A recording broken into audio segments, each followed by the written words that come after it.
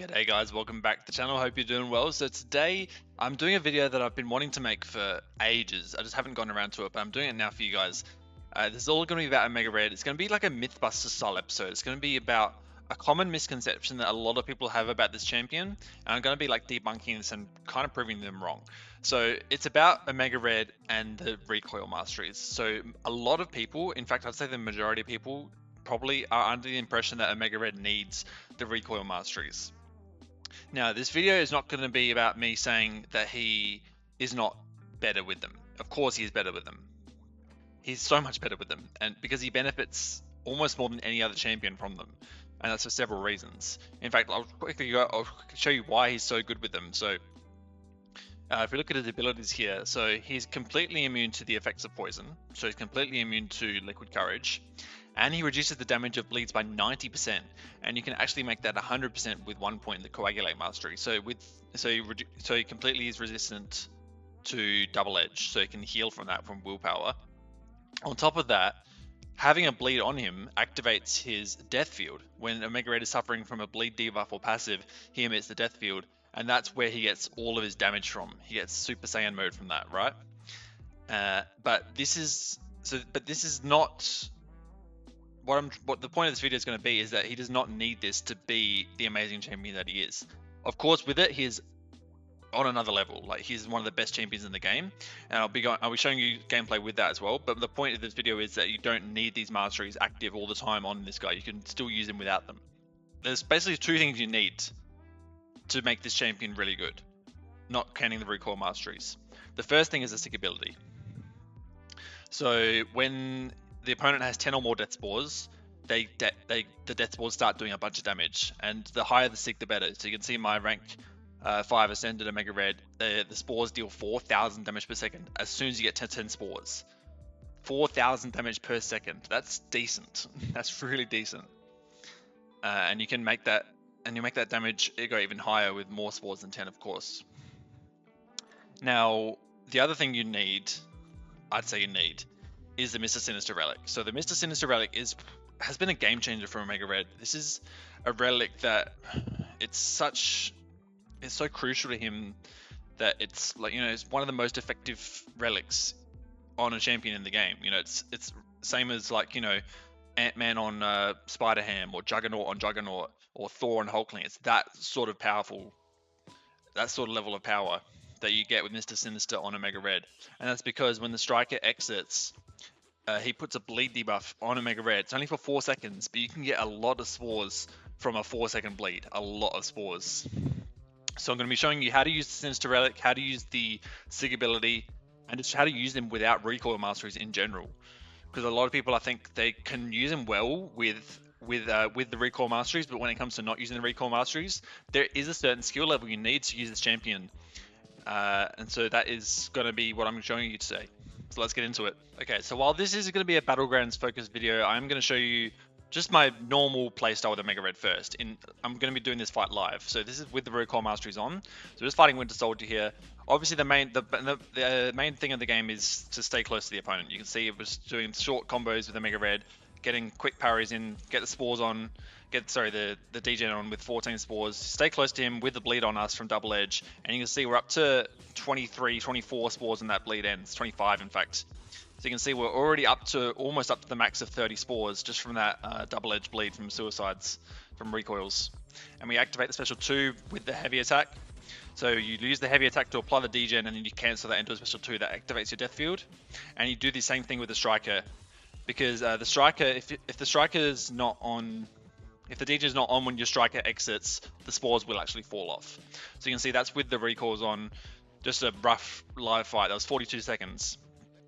But now I'm going to do the exact same thing, just with a slight tweak. I'm going to be adding the Nick Fury Deadpool synergy, and this will sort of simulate what it's like to not have recoils on, because what this will do is this will purify the double edge bleed at the start of the fight, and so this will we'll still be hitting harder than we would without recoils, but it'll give you an idea of how many spores you're going to get. That's what I want you guys to focus on, is the spores.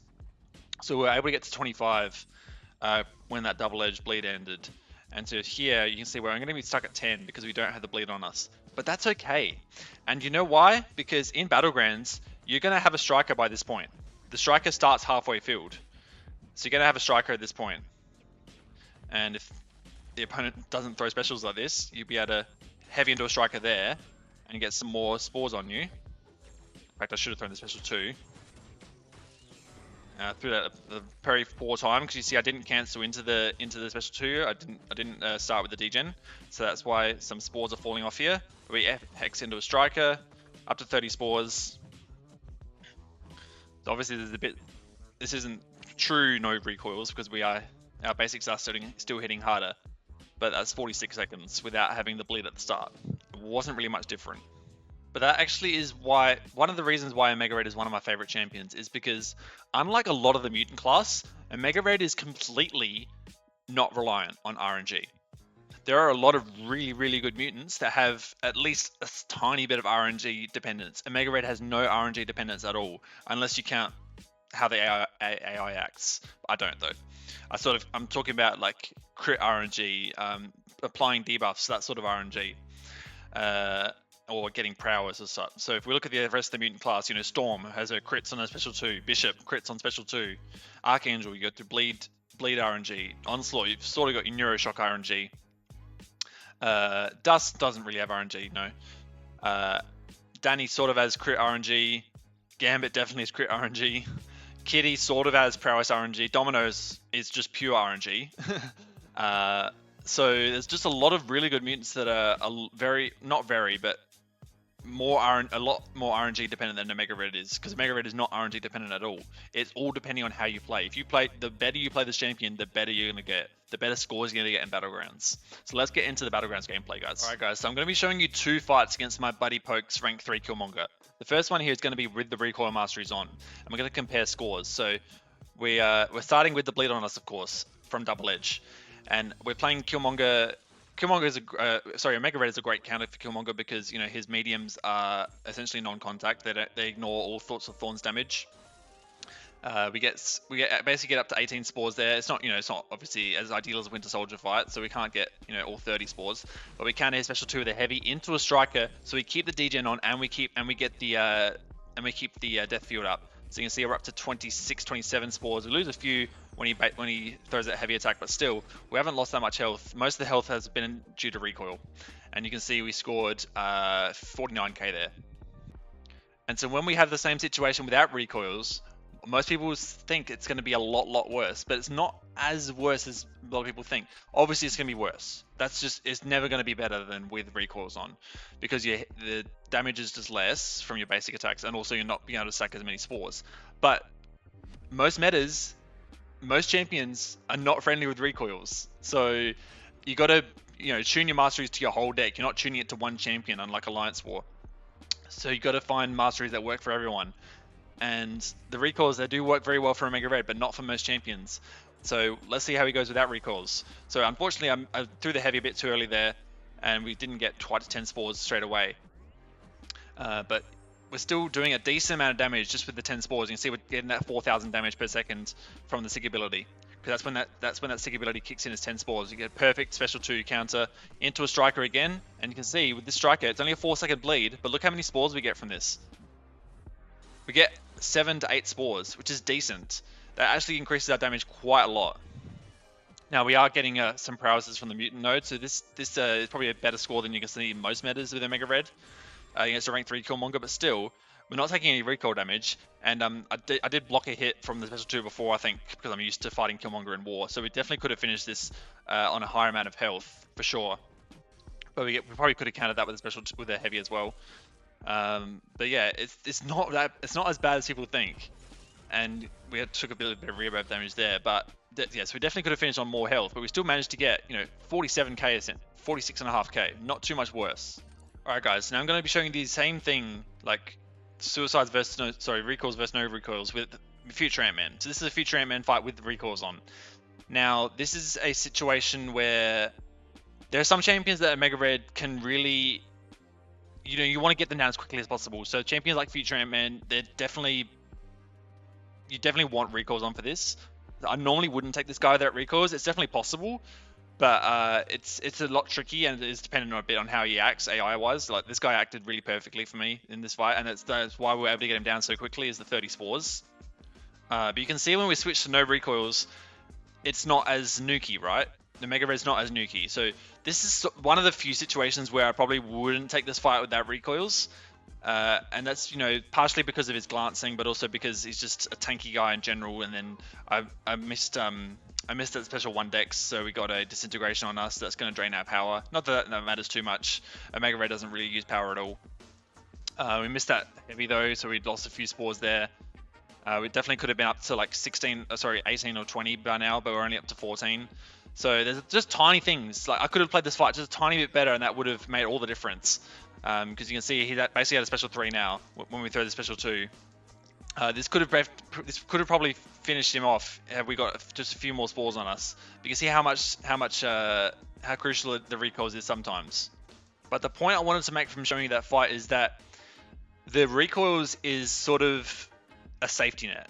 That's one of the reasons why most people prefer to use him with recoils, is because it takes a lot more skill to use him without recoils. It does, because you got to manage your spores so much better without them. With the recoils, you know, you have that buffer. As long as you're above 10 spores, you're good. You have that damage unlocked by the sig ability, and you're just melting. Once you get below 10, it's definitely a lot worse. But obviously, the more spores you have, the better. And so having recoils, having that bleed on you at the start of the fight does give you that safety buffer of having a lot more than 10 spores. And so without recoils, you're forced to be at that bare minimum of 10 spores until you can get that striker or that special 2 on.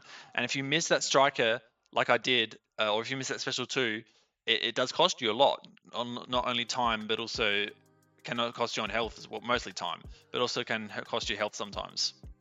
And just overall score. Okay, so now I'm going to show you a series of fights. Most of these fights I did live. They're going to be fights where there's no recoils. It's just me playing purely Omega Red without recoils. And you're going to see what I'm going to be able to do in these fights. So he actually shrugged, Nick Fury actually shrugged my bleed at 6, shrugged my parry at 6 spores, which is unlikely. So each spore does reduce the tenacity chance by 10%, which is good for this node, with 25% tenacity. We did actually get a bleed on us though, from the striker.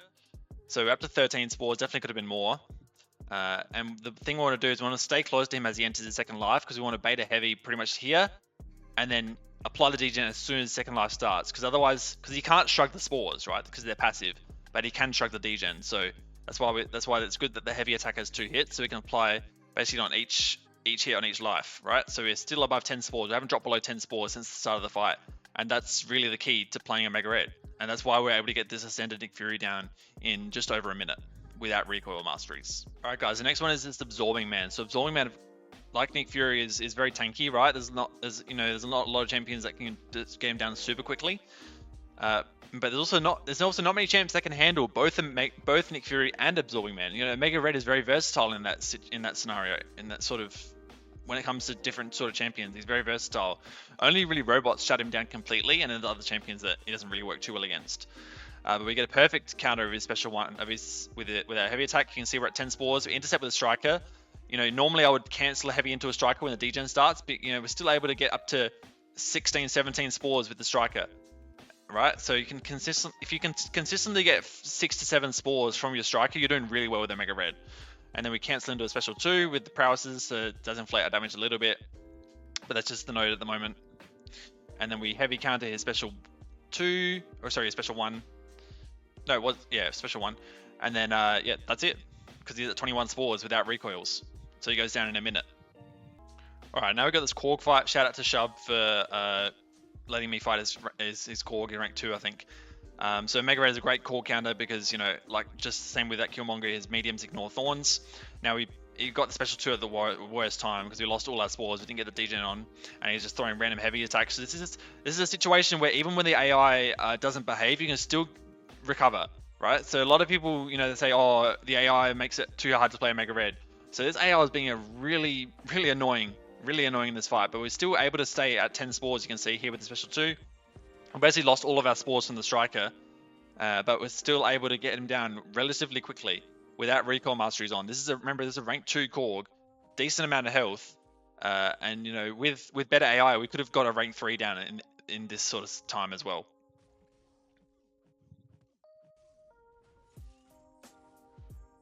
All right, guys, this is the last fight we're going to cover today. This is another fight that I did live against a Ascended Thing. So obviously Thing is and again, a very tanky defender. Got that protection, and he's got his unstoppable you need to worry about.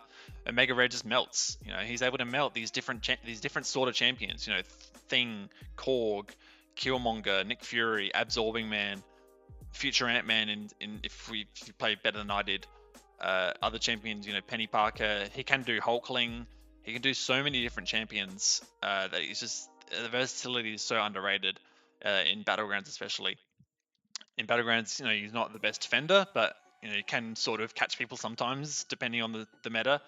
But no, he's definitely not a good defender. But he is that good offensively that it's worth having in your deck, even without the Recoil Masteries. So a lot of people have rank 3 things now, rank 3 Mega Reds now. He's going to be able to cook so much in Battlegrounds if this is what a rank 6 can do. So we get the spores on pretty early. I just wanted to lock them in so we didn't have to worry about tenacity. But you can see we're up to 10 spores now. That's when the Sig ability starts kicking in. We get a perfect counter of his special one with a heavy attack. And obviously we want to get him to 15 spores with our heavy attack right now. So the heavy attack has 2 hits. So when we use the heavy attack when he's at 13, that gives him a 15 and gives him just the 1 bar of power there. We bait that out there. And here we want to do a heavy into a striker. That's going to activate our death field, right? And with a fresh degen as well. You want that fresh degen so you can make sure the spores don't fall off. Here we get another perfect counter of the special one with a heavy attack. He's only at 14, so I have to hit him once with a light attack or a medium attack. Get him to 15. He throws the special one at the perfect time, and we heavy counter into a special 2. Make sure to keep that degen on. So we're still at 13 spores. We'll just make sure, as long as you can keep those spores up, a lot of things are just going to melt. Yeah, so I hope that gives you a little bit of an idea into what Omega Red can really do without recoils. He is such a powerful champion. He's arguably a top 3 mutant, even without recoils. But with them, obviously with them, he's so much better. I will show you one more fight from Alliance War, which really shows the raw power of Omega Red. Because in Alliance War, you're only using a few champions, you want to use Masteries that are perfect for those champions. So you'd be silly not to use recoils with Omega Red in Alliance War, because obviously you want to get those fights down as quickly as possible, and you're not making a Mastery setup that's catering to 30 attackers, but as well as your defenders as well. You're just using it for those 3 war attackers. So I'll quickly show you that war fight. Yep, so this is from a video on my channel that I posted a few months ago. This is actually doing the crash tactic. We're using a Mega Red against a Onslaught. So he was brand new at the time. It's with Polka Dot Power and Stunning Reflection. So you'd be an absolute crazy person if you were not using Recoil Masteries with a Mega Red here. Because with the Recoil Masteries, we would not be at 18 spores right now. And it's very dangerous to use a Mega Red without recoils in war, because it's just being able to get those spores up straight away is just so crucial, and it makes him such a great war attacker because he's able to just get these opponents down super quickly. There's an Onslaught, and a Mega Red is a metal champion as well, so you want to get him down before those Neuros do too much damage or his special attacks. The point I wanted to make by showing you that is that there are situations where you want to use recoils with a Mega Red, but there's other times where you might think you need them, but you really don't. A lot of the times in Battlegrounds, Omega Red does not need those recoil masteries. I was using a rank 5 Ascended Omega Red against a lot of, same rank champions or even rank 3s, and he was still getting them down with ease, in a minute or so. It's not as crucial as a lot of people think, right? So I hope that sort of puts into context, right? That the point is, he's very good, very, very good with his masteries, but the gap between that, where he is with them and where he is without them, is not as big as a lot of people think. That's my point. So if you guys enjoyed this video, make sure to hit the like button. If you want to see other sort of Mythbusters style episodes, please let me know. I'd be happy to hear what you guys want to see me break down in the future. But that's going to do it for me today, guys. Thank you guys for watching, and I'll see you in the next one. Peace out.